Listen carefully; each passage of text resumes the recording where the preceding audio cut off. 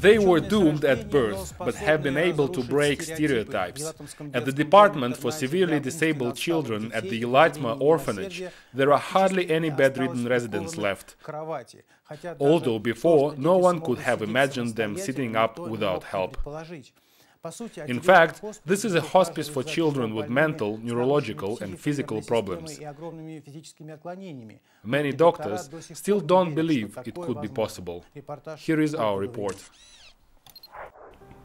Confined to bed with emotionless faces, unable to speak, dozens of children awaiting their end, suffering from illnesses that rarely let people live beyond their 20s, as if they were human plants being tended to until their demise. This is the atmosphere we were expected to see at the Elatma orphanage, but the reality shocked us in a good way.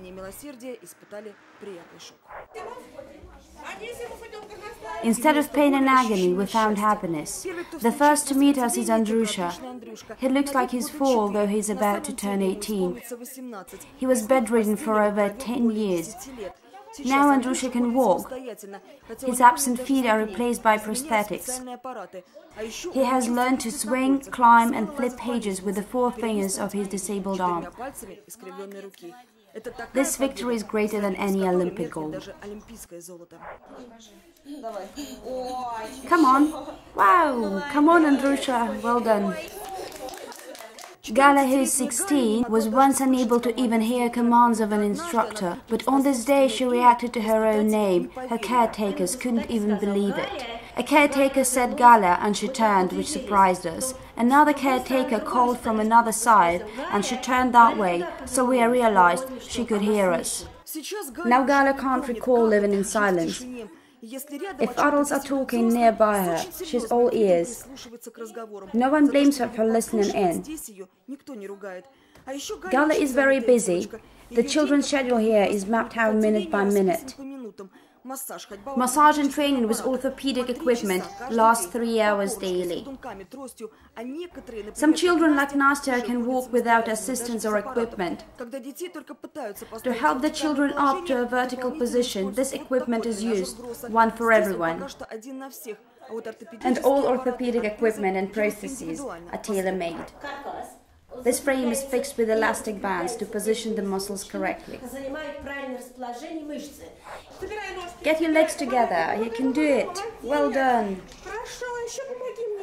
Social adaptation is also done step by step. Like with babies, the children are taught to eat and dress and even to play.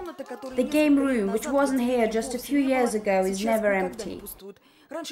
People believed that the children with special needs would never be able to catch a ball or even make their own way to the game room. Anyuta, look at me! We started with establishing eye contact with the child so that we could understand what they want. Moo! It will bite your finger! Every child has daily one-on-one sessions, and their success is greater than anyone could have expected. The kids have learned to draw lines and to identify shapes and colors. White, blue, yellow.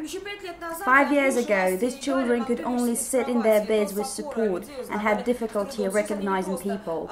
Now they not only know colors but are able to look at books. With time, they will master counting. The staff is sure of it. The Elatma orphanage has destroyed the stereotypes. There have been some stories of success, but seeing nearly all residents walking and developing is something unusual for the staff at the Diema's Dream Fund. The fund helps the orphanage with projects aimed at vertical orientation and adaptation of children with severe difficulties. When they offered to help at least some of the children a few years ago, they found support immediately, although a few institutions wanted to start this questionable experiment. Even the doctors supervising the programs didn't believe in their success. They exceeded all of our expectations, the expectations of the specialists, even those of the doctor who came here at first asking, "Why are you taking me here?" They are severely mentally disabled. But only 1 year after he visited again, he saw dramatic changes. The doctor even pointed out that their sight had changed and they had become more conscious.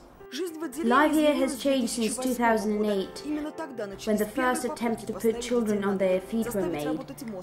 Even this short amount of time was enough to realize that they had started getting better and, most importantly, living longer. Now no one gives any prognosis on how much time is left. Earlier, there were beds with children. Of course, for nurses it was easier, just giving them feeding bottles and changing diapers if they were wet.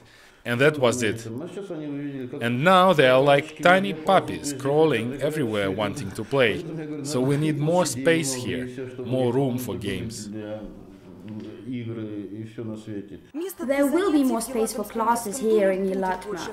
The project design for a new building is to start this year. With their moms, as children call their caretakers, they will move into a new spacious home. Our children have illnesses of their nervous systems. And we have to pave them a new way to life.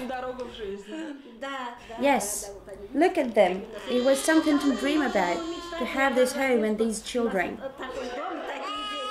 Olga Lavranuk, Denis Levin, Our Week.